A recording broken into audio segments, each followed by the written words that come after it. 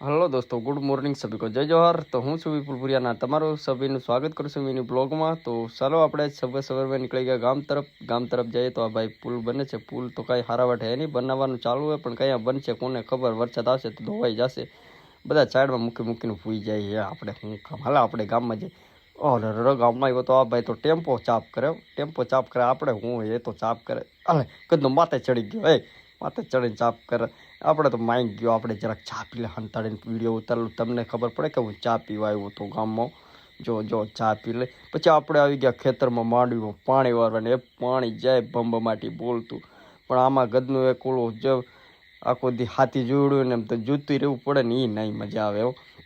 પછી આપણે ધોરિયામાં પાણી જોયું, પછી આમ જોયું, થોડુંક મોસમ સારું હતું પણ શું કરીએ, ગદનું આખો દી હોળે બંધાઈ રહેવું જોઈએ। પછી આપણે ગયા માંડવીની અંદર આપણે ખુરશી મૂકેલી, ત્યાં જઈને આપણે થોડીક વાર બે એવું વિચાર્યું, હાલો અંદર વયા જઈને આપણે બેસી જઈએ, પાણી તો હાલે। પછી આપણે ત્યાં ગયા, પછી તમને બતાવ્યું જો આમ કરું શું કરવું, ગદનું કંટાળો આવે છે। એ ખુરશી જઈને લંબાઈ હો બરોબરની ને આ માંડવીમાં પાણી આવશે તો અહીંયા દેખાશે આપણને।